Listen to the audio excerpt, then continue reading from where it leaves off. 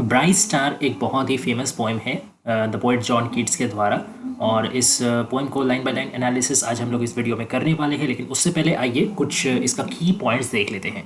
सबसे पहले इसको लिखा गया था 1818 या 1819 में, ठीक है।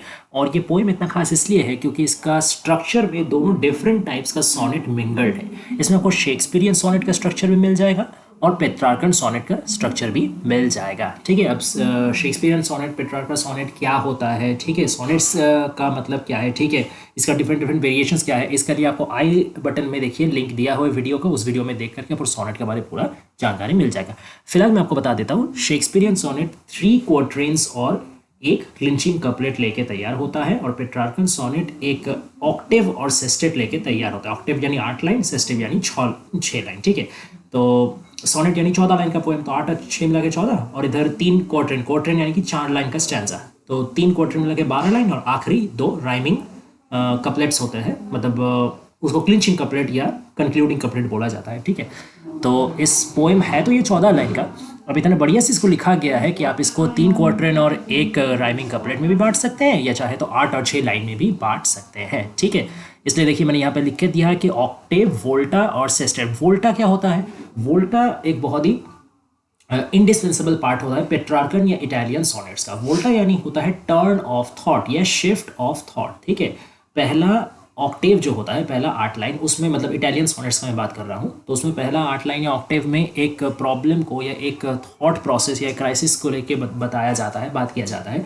फिर अचानक से नंबर 9 जो लाइन है ना, यानी सेस्टेट का जो शुरुआती लाइन, 9 नंबर लाइन, उसमें पोएट या स्पीकर क्या होते हैं, वो उनका थॉट में एक चेंज आता है, एक बदलाव आता है। प्रॉब्लम ओरिएंटेड सोच से वो बदल करके सोल्यूशन ओरिएंटेड सोच में जाते हैं, ठीक है। तो ये जो चेंज आता है इसी को कहा जाता है वोल्टा। तो यहाँ लाइन नंबर 9 में हम लोग को वोल्टा भी देखने को मिलेगा। जब लाइन बाय लाइन एनालिसिस करेंगे तब इस पर और बढ़िया से विचार हम लोग करेंगे। और फिर आखिर का सिस्टेट। और राइम स्कीम जो पोएट्री का है वो है A B C D E F G G. ये राइमिंग पैटर्न है, शेक्सपियरियन सोनेट का राइमिंग पैटर्न। अब ये राइमिंग पैटर्न हम लोग कैसे समझेंगे, मैं एक आपको थोड़ा सा उदाहरण दिखा देता हूँ। जैसे देखिए, सबसे पहले अगर लाइन को देखा जाए तो हमेशा हर लाइन का आखिरी कंक्लूडिंग साउंड को देखिएगा। यहाँ पे देखिए 8, फिर देखिए नाइट, फिर इधर है अ पार्ट, फिर है एरेमाइट। तो मैं पहला 4 लाइन को देखूँ तो फर्स्ट लाइन और थर्ड लाइन राइम कर रहा है, 8 अ पार्ट, है ना। फिर सेकेंड लाइन और फोर्थ लाइन भी राइम कर रहा है, नाइट एरेमाइट। तो इसलिए ए इधर बैठेगा, इधर ए बैठेगा, क्योंकि दोनों ही सेम राइमिंग है। और इधर बी और बी, क्योंकि नाइट और एरेमाइट, तो ए बी, इस हिसाब से पूरा चलेगा, ठीक है ना। ऑल्टरनेट राइमिंग है। तो ये हो गया सारा इंपॉर्टेंट बात। अब हम लोग चलिए लाइन बाय लाइन डिस्कशन शुरू करते हैं। Let's start. सबसे पहले ब्राइट स्टार, ठीक है। ब्राइट स्टार, यहाँ पे स्टार एक सिंबल के तरीके से काम कर रहा है। मतलब ये एक ओरिजिनल स्टार तो है ही, चमकने वाला स्टार जो रात के आसमान में दिखता है वो तो है ही, बट इसके साथ साथ ये एक सिंबल भी है। किस चीज़ का सिंबल है? स्टेडफास्टनेस का सिंबल। स्टेडफास्टनेस यानी कॉन्स्टेंसी, ठीक है, एक बराबर, एक समानता, ठीक है। अनचेंजेबिलिटी, जो कभी चेंज नहीं होता, जो कभी भटकता नहीं है, जो एक जगह अटल खड़ा रहता है, ठीक है, वो कांस्टेंट है, वो फिक्स्ड है। उस फिक्सिटी का या कॉन्स्टेंसी का ही एक सिंबल है स्टार, ठीक है। अब यहाँ पे ब्राइट स्टार को देख करके पोएट क्या बोल रहे हैं, उनका मन में इच्छा आ रहा कि काश मैं भी, हे ब्राइट स्टार, मैं भी तुम्हारे जैसा ही कांस्टेंट हो पाता। Bright star, would I were steadfast as thou art। thou का मतलब होता है you, ये एक आर्काइक यूज है, ओल्ड इंग्लिश यूज है, ठीक है। आर्ट का मतलब है आर, ये भी एक आर्काइक ओल्ड इंग्लिश यूज है, are, you are, so as you are. तो जैसे कि तुम हो, हे ब्राइट स्टार, चमकता हुए सितारे, जैसे तुम स्टेडफास्ट हो, स्टेडफास्ट यानी अनचेंजेबल या फिक्स्ड, कांस्टेंट, अनमूवेबल, ठीक है। तो जैसे तुम कांस्टेंट हो, काश मैं भी तुम्हारे जैसा ही कांस्टेंट हो पाता। Not in lone splendor hung aloft the night। लेकिन मजे की बात देखिए, दूसरा ही लाइन शुरू किस चीज से हो रहा है? नॉट। पहला लाइन में स्पीकर ने खुद बताया कि ब्राइट स्टार, मैं तुम्हारे ही जैसा स्टेडफास्ट बनना चाहता हूं, तुम्हारे ही जैसा कांस्टेंट बनना चाहता हूं। लेकिन दूसरा लाइन में वो बोल रहे हैं नहीं नहीं। तो क्या मैं स्टेडफास्ट तुम्हारे जैसा बनना चाहता हूं? जो मैंने पहला लाइन में बोला वो गलत था? नहीं जी, वो मैं बनना चाहता हूं, लेकिन तुम्हारे जैसा अकेला नहीं रहना चाहता। Not in loan Splendor, loan यानी अलोन, सॉलिटरी, अकेला, ठीक है। स्प्लेंडर यानी ब्यूटी, हंग अलोफ्ट, अलोफ्ट यानी अलोन, हाई, अलोफ्ट यानी ऊपर, बहुत ऊपर, द नाइट। तो रात के आसमानों में तुम अकेले हैंग कर रहे हो, अकेले तुम झूले हुए हो बहुत ऊपर। किस चीज़ का बहुत ऊपर? धरती के बहुत ऊपर, ठीक है, इंसानी दुनिया से बहुत ऊपर। Okay, from the human civilisation you are high apart, बहुत ऊंचे में तुम खड़े हो, ठीक। You are beyond the reach of humanity, you are beyond the reach of world. Okay, तो वो तुम्हारे काफ़ी खूबसूरती भी है कि तुम इतना दूर में खड़े हुए हो, तुम एक तरीके से अनअटेनेबल हो, कोई तुम तक पहुंच नहीं पाता है, ठीक है। तो वो अनअटेनेबल जो क्वालिटी है वो भी तुम्हारा खूबसूरती को भी, तुम्हारा सुंदरता को एक दूसरा ही मात्रा दे रहा है, ठीक है। लेकिन समस्या क्या है कि तुम खूबसूरत तो बहुत हो, तुम अनरीचेबल हो, अनअटेनेबल हो, बहुत रेयर हो, ठीक है, एकदम कांस्टेंट हो, लेकिन एक बस समस्या है तुम्हारे अंदर कि तुम लोन हो, अकेला हो। मुझे तुम्हारे जैसा स्टेडफास्ट तो बनना है, लेकिन मुझे तुम्हारे जैसा अकेले नहीं रहना। And watching with eternal lids apart like nature's patient sleepless eremite. Eremite का मतलब होता है हर्मिट, हर्मिट यानी साधु, ठीक है। कैसा साधु? जो विल्डरनेस में एकदम सारा मोहमाया संसार का त्याग करके, एकदम इंसानों से दूर रह करके, अपना जंगलों में, विल्डरनेस में अपना रिलीजियस वो मतलब प्रैक्टिस करते रहता है, वो अपने साधनाएं में डूबे रहते हैं, अपने वो रिलीजियस प्रैक्टिस करते हैं, ठीक है। दैट इज कॉल्ड हर्मिट और एरेमाइट। तो यहाँ पे एरेमाइट या हर्मिट किस चीज़ का? अच्छा, सबसे पहले तो यहाँ पे स्टार को एक एरेमाइट के साथ तुलना किया गया है, उसको पर्सोनिफाई किया गया है। स्टार कोई इंसान तो है नहीं, लेकिन उसके बावजूद उसको एक साधु, एक हर्मिट, एक एरेमाइट के साथ तुलना किया जा रहा है। क्यों? उसमें कंपैरिजन क्या है? ठीक जैसे एक एरेमाइट भी संसार का मोहमाया त्याग करके इंसानों से दूर एकदम विल्डरनेस में रहता है, सबसे दूर, सबसे परे, ठीक वैसे स्टार भी तो इंसानी दुनिया से बहुत ऊपर, बहुत परे रहता है, उसको कोई रीच नहीं कर सकता, उसको कोई अटेन नहीं कर सकता, ठीक है। तो वो हो गया नेचर का, प्रकृति का एक एरेमाइट, जो क्या है? Like nature's patient sleepless, patient यानी बहुत धैर्यशील, स्लीपलेस यानी जिसका मतलब नींद नहीं है। जाहिर सा बात है कि ब्राइट स्टार जो है वो कभी सोता नहीं है, वो पहले ही लाइन में बताया गया है। एंड वॉचिंग, ब्राइट स्टार हमेशा देखते रहता है, विथ इटर्नल लिड्स अपार्ट, उसका जो आई लिड्स है ना, आंखों का जो होता है, वो हर समय अपार्ट रहता है, यानी अवे, एक दूसरे से अलग रहता है। अब आईलिड्स अगर एक साथ मैच कर गए, एक साथ मतलब क्लिक कर गए, तो उसका मतलब क्या कि आंख बंद हो जाना, सो जाना।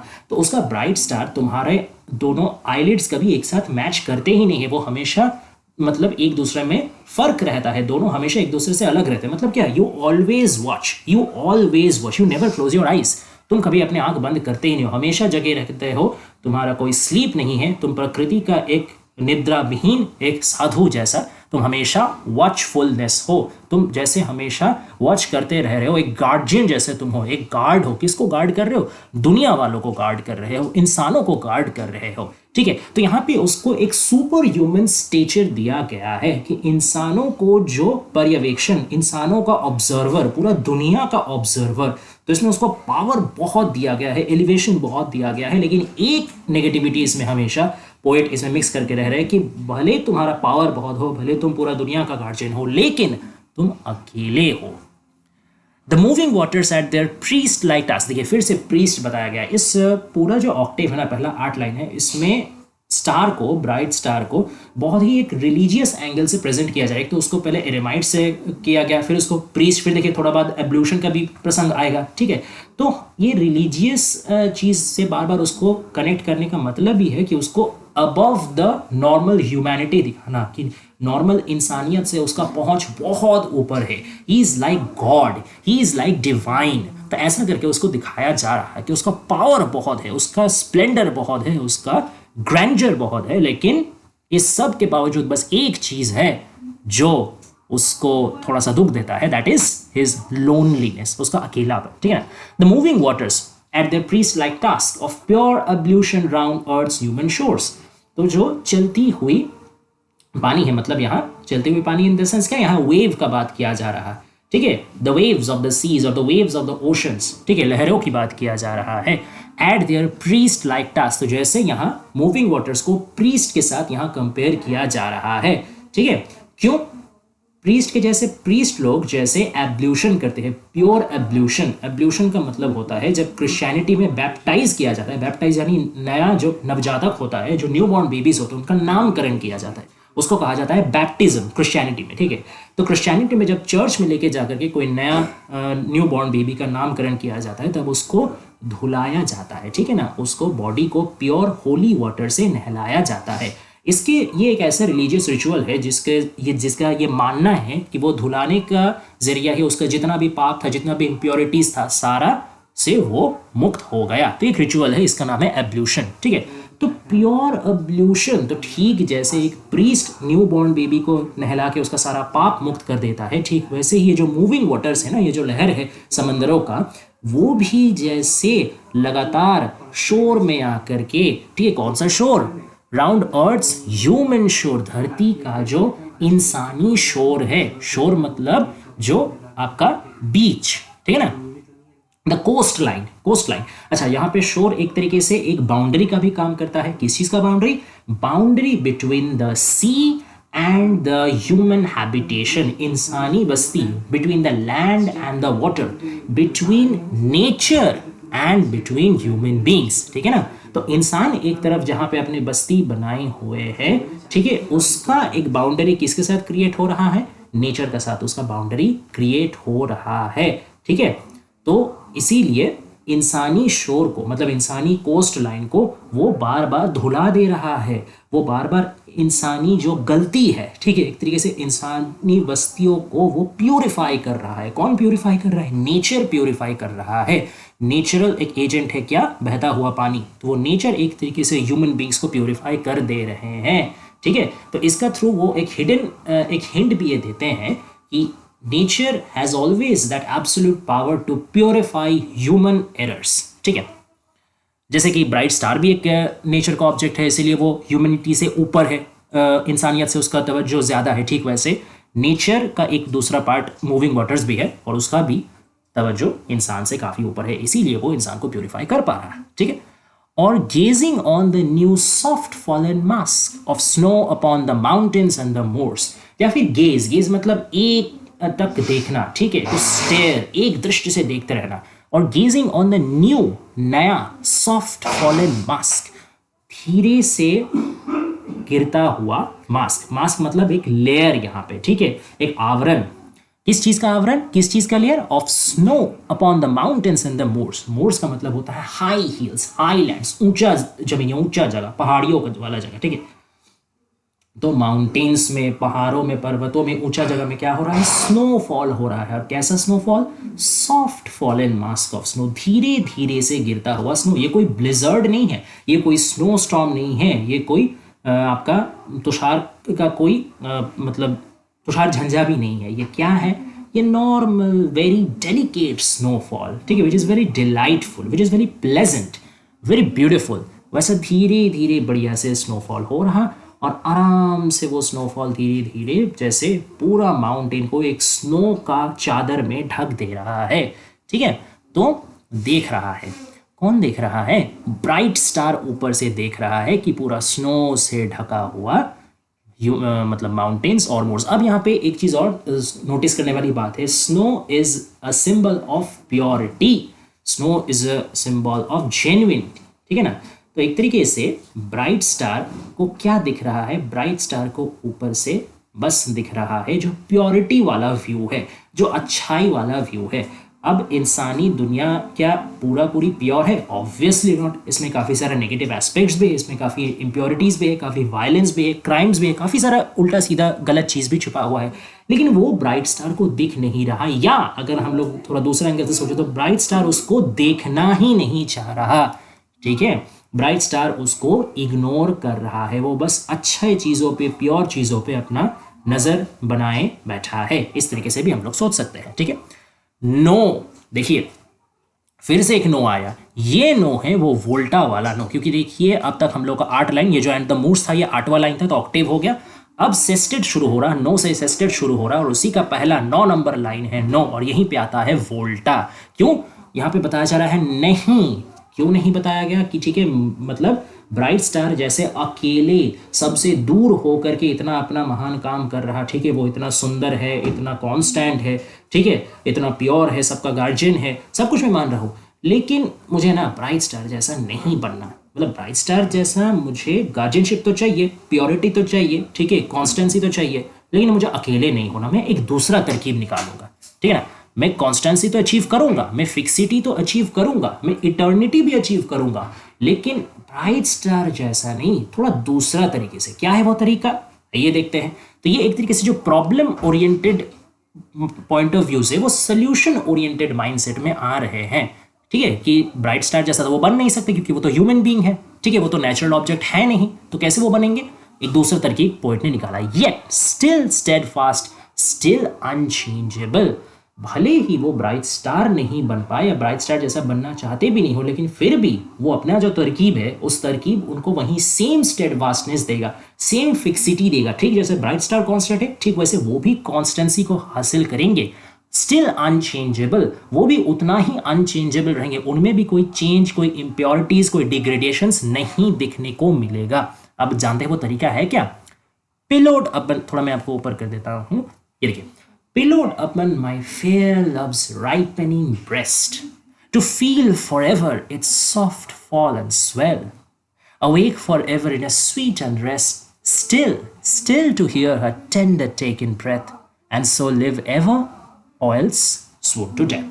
तो देखिए आखिरी जो ये 4-5 लाइन है उसमें वो बता रहे, किड्स बता रहे, स्पीकर बता रहे हैं कि अपना जो बिलवेड है, यहाँ पे जाहिर सा बात है कि जो स्पीकर है वो एक लवर है, वो अपना बिलवेड का बात कर रहा है कि ठीक है मैं अपना बिलवेड से एम्ब्रेस करूँगा, बहुत प्यार से मैं उसको आलिंगन करूँगा, उसको हग करूँगा, उसको एम्ब्रेस करूँगा, और यही एम्ब्रेस में हम दोनों जो एक दूसरे से मिल जाएंगे, एक दूसरे से यूनाइट हो जाएंगे, बस वही मोमेंट हम लोग को क्या कर देगा, अनचेंजेबल बना देगा, स्टेडफास्ट बना देगा, ठीक है ना। उस मोमेंट को हम लोगों को हमेशा हमेशा के लिए कंटिन्यू करना है। एक बार जब हम लोग हग कर लिए, आलिंगन कर लिए, एक दूसरे से मिल गए, बस अब ना मुझे जुदा होना है, ना मुझे बिछड़ना है, ना मेरे बिलवेड को बिछड़ना है। तो हो गया ना, ना चेंज हो रहा है, ना कोई वेरिएशन आ रहा है, ना कोई डिग्रेडेशन आ रहा है। तो our love okay has enabled us to gain that constancy, to gain that unchangeableness which the bright star has। तो एक तरीके से ये लव को एक डेफाइंग एक्सपीरियंस के तरीके से बता रहे हैं कि ब्राइट स्टार जैसे एक पार्ट ऑफ नेचर है जो कि ह्यूमन से बहुत ऊंचा दर्जा का है, सुपर ह्यूमन स्टेचर का है, डिवाइन स्टेचर का है, गॉड लाइक स्टेचर है, रिलीजियस है। ये सारा क्वालिटी नॉर्मल इंसानों पे कौन दे सकता है, कौन इंपार्ट कर सकता है, that is none other than love, pure love, real love, true love। ठीक है, वो आपको रिलीजियस जैसे एक तरीके से डिविनिटी भी दे सकता है, सुपर ह्यूमन स्टेचर भी दे सकता है, प्योरिटी भी दे सकता है, लेकिन इस सब के लिए आपको ना नेचर का पार्ट बनने का दरकार है, ना मॉन्क बनने का दरकार है, ना स्टार बनने का दरकार है। ह्यूमन शरीर में ही आप ये सब कर सकते हैं, बस प्यार का दरकार है। ठीक है, पिलोड upon my fair love's ripening breast. पिलोड अपन यानी कि एक पिलो क्या होता है, पिलो बहुत सॉफ्ट होता है, तो पिलो में लेटना मतलब बहुत इजीली खुद को एक मतलब सेटल करना, ठीक है, कि बहुत आरामदायक पोजीशन में खुद को करना। तो ठीक वैसे ही जैसे पिलो के ऊपर बहुत आरामदायक पोजीशन में आदमी आता है, ठीक वैसे ही स्पीकर या लवर चाह रहे हैं वो अपना जो बिलवेड है, उनका जो ब्रेस्ट है, ब्रेस्ट को एज अ पिलो वो ट्रीट करे, उनका ब्रेस्ट में भी वो अपना सर उतना ही आराम से रखे जैसे एक पिलो में वो रखते हैं। एक पिलो में ठहर के उनको जैसा शांति मिलता है, आराम मिलता है, कंफर्ट मिलता है, ठीक वैसे ही अपना बिलवेड का ब्रेस्ट में लेट करके भी, सर रख करके भी उनको उतना ही आराम, उतना ही प्यार, उतना ही कंफर्ट मिलेगा। अच्छा, यहाँ पे जो राइपनिंग वर्ड यूज किया गया है, my fair in the sense beautiful, my beautiful love, okay, my beautiful beloveds, ripening breast. Ripening का यहाँ पे 2 अर्थ होता है और ब्रेस्ट का भी यहाँ पे 2 अर्थ होता है। देखिए राइपनिंग और ब्रेस्ट, ये दोनों को आप एकदम लिटरल टर्म से भी ले सकते हैं और थोड़ा सा मेटाफोरिकल या सिंबॉलिक सेंस से भी ले सकते हैं। अगर लिटरल सेंस में हम लोग ले तो राइपनिंग यानी मैच्योरिंग, ग्रोइंग, फुल्ली ग्रोन, ठीक है। तो किड्स का जो बिलवेड है, उनका ये समझाया जा रहा है कि she is a mature lady, she is a grown up lady, she is an adult lady, जिसका वजह से उनका जो शारीरिक ग्रोथ है वो संपूर्ण है, उनका ब्रेस्ट भी फुल ग्रोन है। That is why ripening word use किया जा रहा। ठीक है। और अगर हम लोग इसको सिंबॉलिक तौर पे देखें तो breast is a kind of metaphor और a symbol for true love और हर्ट, इमोशंस, फीलिंग्स, और ripening in the sense maturing. ठीक है। तो उसका जो इमोशन है, जो प्यार है, ठीक है, एक्चुअली क्या किसी का अगर मतलब फुल ग्रोन ब्रेस्ट है तो सिर्फ उसका वजह से तो कोई अमर नहीं होगा ना, अमर तो होगा प्यार की वजह से। तो यहाँ पे एक तरीके से ये भी वो बता रहे हैं कि जैसे वो अपने बिलवेड के, अगर हम लिटरल और मेटाफोरिकल दोनों ही सेंस एक साथ ले तो इस तरीके से हम लोग इसको देख सकते हैं कि जैसे ही अपने बिलवेड के फुल ग्रोन ब्रेस्ट में वो सिर रख कर के एक साथ होंगे, आलिंगन करेंगे, एम्ब्रेस करेंगे, वैसे ही उनको टच मिलेगा किस चीज़ का, the full grown love, the pure love, the ideal love. ठीक है। और यही आइडियल लव उनको कॉन्स्टेंसी भी देगा, उनको फिक्सिटी भी देगा, उनको अमरत्व भी देगा, इटर्निटी भी देगा। टू फील फॉर एवर, हमेशा के लिए महसूस करने के लिए। क्या महसूस करने के लिए? It's soft fall and swell. Fall and swell मतलब ब्रेस्ट थोड़ा सा कभी नीचे चल जाएगा, कभी स्वेल मतलब फूल जाना, तो कभी वो फूल जाएगा, कभी ऊपर चलाएगा, कभी नीचे चलाएगा। ये ब्रीदिंग को दर्शाता है। ठीक है ना, कि जब हम लोग ब्रीथ करते हैं तो हम लोग का जो मतलब वुमेन जो ब्रेस्ट होता है वो ब्रीथ करने के साथ थोड़ा ऊपर भी आता है, स्वेल भी होता है, फिर थोड़ा फॉल भी होता है। ठीक है, when we exhale and inhale. ठीक है, एक नंबर तो ये हो गया। दूसरा है कि हम लोग जब काफ़ी एक्साइटेड रहते हैं तब भी ये फॉल एंड स्वेल होता है। तो ये एक तरीके से एक्साइटमेंट को भी दर्शा रहा और नॉर्मल ब्रीदिंग को भी दर्शा रहा है। एक्साइटमेंट को ज़्यादा दर्शा रहा क्योंकि लव है ये, क्यों जब लवर और बिलवेड एक साथ है, दोनों का लव पूर्णता पा चुका है, तो they are very excited, they are very very impressed, they are very delighted, they are very delighted because of that. तो इसीलिए यहाँ पे है टू फील फॉर एवर। तो वही जो फॉल एंड स्वेल है, वो जो एक्साइटमेंट है, उसको हमेशा हमेशा उनको फील करना है, महसूस करना है। Awake for ever in a sweet unrest. अब देखिए, अब मैच कीजिए, अब ब्राइट स्टार के साथ इसको मैच कीजिए।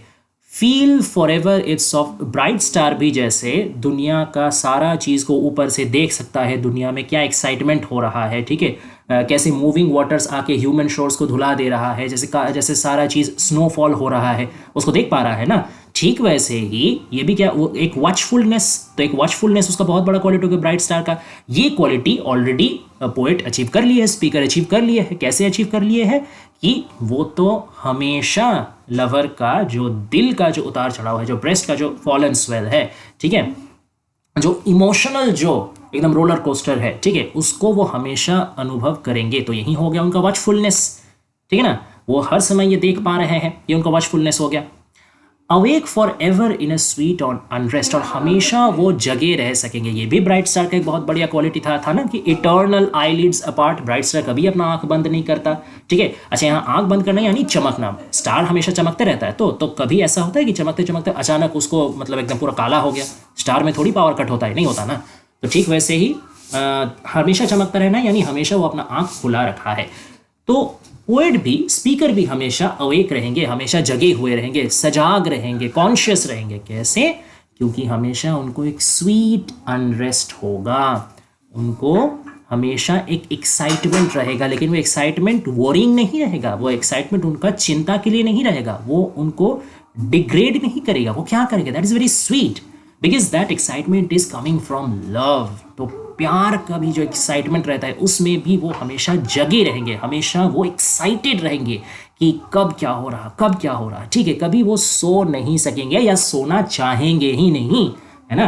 प्यार का एक्साइटमेंट अगर किसी को मिले तो कौन ही उससे दूर भागे, कौन ही उससे सोए। अगर जगे रह करके हमेशा प्यार मिल सकता है तो सोना कौन ही चाहेगा। ये है मेन बात, ठीक है ना। तो इसलिए वो हमेशा अवेक रहेंगे। Still to hear her tender taken breath. अब आता है सबसे बड़ा क्वालिटी, स्टिल। देखिए, इसलिए स्टिल शब्द को 2 बार रिपीट किया गया है। स्टिल यानी हम एकदम फिक्स्ड रहेंगे, एकदम एक बराबर रहेंगे, एक समान रहेंगे, कहीं इधर उधर नहीं हिलेंगे। तो this is the main quality, that is steadfastness, immovability. Okay, constancy. यही तो था ब्राइट स्टार का सबसे बड़ा क्वालिटी जो पहला लाइन में किड्स ने मांगा था, सब पहला लाइन में स्पीकर ने मांगा था कि काश है ब्राइट स्टार मैं तुम्हारे ही जैसा कॉन्स्टेंट स्टेड फास्ट हो सकता था।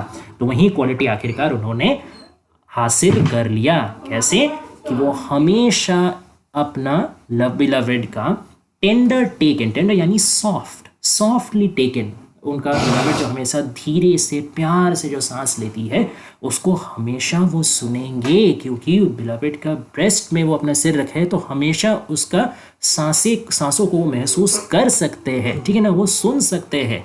और क्योंकि सांस लेना कभी बंद नहीं होगा, ठीक है ना, जब तक इंसान जिंदा है तब तक उसका सांसें चलती रहेगी, ठीक है।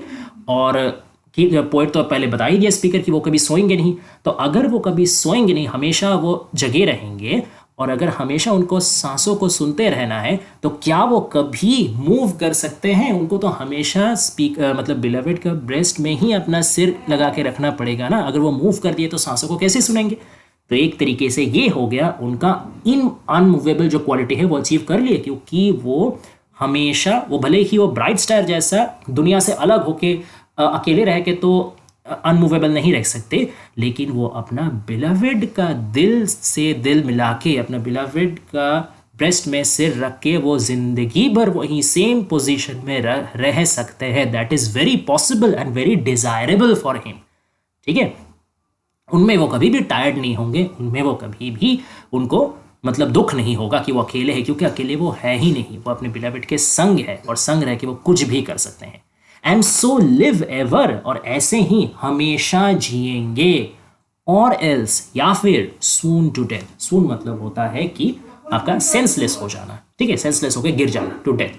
या तो हमेशा इसी तरीके से जिएंगे या फिर सेंसलेस होकर गिर जाएंगे डेथ में। मृत्यु जब तक हम लोग को जिंदगी को एकदम खत्म नहीं कर देता तब तक हम लोग ऐसे ही रहेंगे। और देखिए, और होंगे भी कैसे? मृत्यु खत्म करेगा तो एकदम मतलब कुछ काट नहीं देगा या कुछ मार नहीं देगा या शॉर्ट नहीं करेगा। स्वून, धीरे धीरे सेंस लूज करना, तो ये भी एक तरीके का एक सॉफ्ट फॉलिंग। देखिए ये जो स्वून है ये एक तरीके से सॉफ्ट फॉलन मास्क को आपका मतलब रिप्रेजेंट कर रहा है, या उसके साथ एक कॉन्ट्रास्ट बिल्ड कर रहा है कि जैसे धीरे धीरे गिरता हुआ स्नोफॉल, ठीक जैसे भी ये भी धीरे धीरे गिर रहे हैं जिंदगी से, वो मृत्यु का तरफ, लाइफ से डेथ का तरफ धीरे धीरे जा रहे हैं। वो जाना भी एक जैसे बहुत एस्थेटिक है, बहुत ब्यूटीफुल है, बहुत लवली है, ओके। और ये चीज़ एक और चीज़ दर्शाता है, ये आखिरी लाइन दर्शाता है कि क्या दोनों में से कौन सा ऑप्शन पॉसिबल है ना? ऑब्वियसली सेकेंड ऑप्शन ही पॉसिबल है, क्योंकि कोई भी इंसान के लिए हमेशा जिंदा रहना पॉसिबल है ही नहीं, उसको अल्टीमेटली डेथ एक्सेप्ट करना ही पड़ता है। ही हैज़ नो चॉइस, ठीक है। चाहे वो अपना बिलवेड का मतलब अगर ब्रेस्ट में सर रख के भी पूरा जिंदगी भर भी काट दे, फिर भी एक टाइम उसका डेथ होगा ही, और डेथ वो दोनों को अलग करेंगे ही। तो इसलिए हम लोग समझ सकते हैं कि किसी के लिए भी पॉसिबल नहीं है ब्राइट स्टार जैसा बनना। तो ये एक तरीके से एक अनफुलफिल्ड डिजायर बन के ही रह जाएगा। लेकिन हालांकि भले ही वो ब्राइट स्टार जैसे एकदम एफीमेरल लाइफ नहीं लीड कर सके, इटर्नल लाइफ नहीं लीड कर सके, लेकिन जब तक कम से कम वो लोग दुनिया में रहेंगे, अपने दुनियावी लाइफ जिएंगे, तब तक तो कम से कम वो और उनका बिलवेड एक साथ रह सकता है ना। तब तक एकदम नहीं होने से, एकदम कॉन्स्टेंसी नहीं अचीव करने से तो अच्छा है जब तक पॉसिबल है, जब तक एक ह्यूमन बीइंग के लिए पॉसिबल है तब तक अचीव किया जाए। और फिर जब डेथ हो जाएगा तो एक ही साथ वैसे मरेंगे, एक ही साथ जिएंगे। तो लव एक तरीके से उनको यूनाइट करके रख रहा है, अनचेंजेबल बना दे रहा है और कॉन्स्टेंट बना दे रहा है। क्यों? Because he is not degrading in his love. उनका प्यार हमेशा एक समान है, वो अपना प्यार में कमी नहीं कर रहे हैं। Okay, that's the whole thing. आशा करते हैं पोएम को समझ में आया होगा। अगर अच्छा लगे तो प्लीज़ चैनल को सब्सक्राइब करके नोटिफिकेशन बेल दबा दीजिए, क्योंकि ऐसे और भी इंपॉर्टेंट पोएम हम लोग लाने वाले हैं। Okay, and thanks for watching guys, stay tuned, more videos are coming up.